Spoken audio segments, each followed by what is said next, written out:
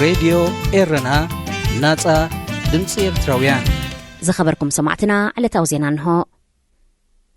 سراويت إرترا نمسرح سمع بريتوريا كجمجم بحبرة أفريقيا زقمت كوميتي مكتالن مقوصارن نتفتاتو بزقبا نخي كايد انقفاتي فترة للو قبل جزياوي بريزيدنت من محدار كل التجراي أتو جيتاتشو ردا وأيسو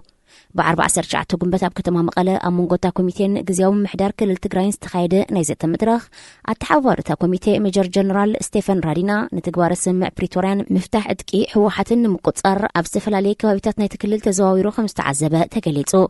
اتا كوميتي ام معراب تجراي نزلو كونتات نمعزابون زمتصور حنا بحمرا كم تمرح تحبيرو بريزيدنت جزاو محدار كل تجراي اتو جيتاتشو افتا اغاطام ابز سمعو قال اب تكلل تفصم تግባራት اب ኩናት ከም ዘጋጥም ዘይተጽበዮ ሰብአዊ ዕንወት ጥራይ ዘይኮነ ፍልይ ዝበለን ንህዝብን ንምጽናስ ተፈጸመን ክስተት ይኽብል እዩ ጠቂስዎ ንሱ ኣብታ ክልል ዝወረደ ዕንወት ንምሕዋይ ካብ ዓቅሚ መንግስቲ ኢትዮጵያን ግዝያዊ ምምሕዳር ትግራይ ንላዕሊ ስለ ዝኾነ ኣህጉራዊ ማሕበረሰብ ሓገዙ ክበርክት ተላብዩ سراويت إرترا نتفتات نايتا كوميتي انقفات يخون كم زلو زتحساسبة أتو جيتاتشو أبقل كوابيتات نايتا كلل سبقو حاجزات نخيبات صحي عقد مهلاون وغيسو أتو جيتاتشو موداتا سراويت إرترا كامريت تقراي تقليلو خوات أهقراو محبر السب تغطخ قبري قبا خبل تساوعيتو أقريبو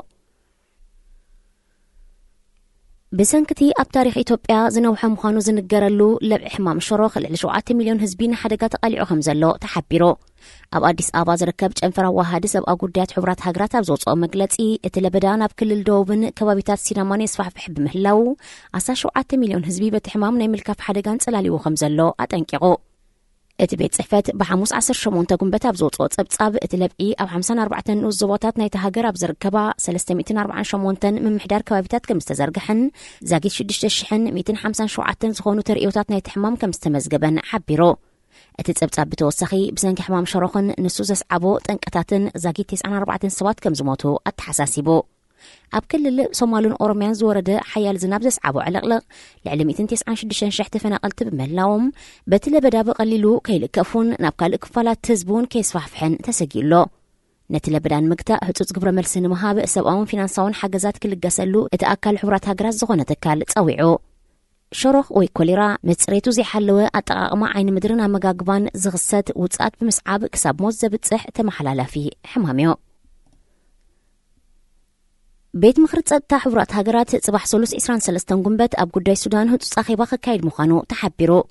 እቲ ቤት ምክሪ ቀንዲ ክዝተየሉ ትጽቢት ተነቢሩሉ ዘሎ ኣጀንዳ ህጹጽ ሰብኣዊ ሓገዛት ንዘድልዮም ኣማኢታ ሽሓት ዜጋታት ሱዳን ረድኤት ብዘይ ዕንቅፋት ዝበጽሓሉ መንገድታት ንምንዳይ ዝዓለመዩ ክልቲኦም ተጻረርቲ ሓይልታት ሱዳን ህዝቢ ህጹጽ ረድኤት ዝረኽበሉ ዕድል ንምፍጣር ንሸውዓተ መዓልታት ዝጸንሐ ምቁራጽ ተኽሲ ከካይዱ ከም ዝተሳምዑ እኳ እንተተገልጸ ኣብ ካርቱም ድምፂ ጠያይትን ከበድቲ ብረትን ግና ኣይዕረፈን ዛጊት 250,000 ሱዳናውያን ናብ ጉራብቲ ሃገራት ክሃድሙ ከለዉ ልዕሊ 800,000 ድማ ኣብ ውሽጢ እቲ ሃገር ካብ መነባብሮኦም ተመዛቢሎም ይርከቡ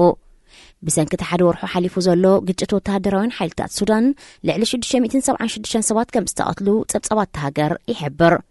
لعلويت حلفيت تكار رديت أمريكا سامانتا باور نسبقاو كنتاس السودان بغربان مكتتال نابجاد بمقتاو نابتهاجر تسجدوم زلو سودانوين تزراريبا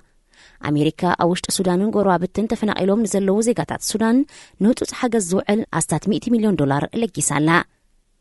حبرات هاجرات أب سودان نزلو سبقاو كلولاون محجاز هاجراتن مشاركة محبراتن أستا 3 بليون دولار كلقسايو تمحتينو ግጭት ሱዳን ኣብ ዝሓጸረ ግዜ ፖለቲካዊ መፍትሕን ተዘይረኺቡ ነቲ ሃገርን ጎረቤታን ዓመታት ናብ ዝወስድን ዝተሓላለኸን ጸገማት ክሸመን ከም ዝኽእል ተንተንቲ የጠንቅቑ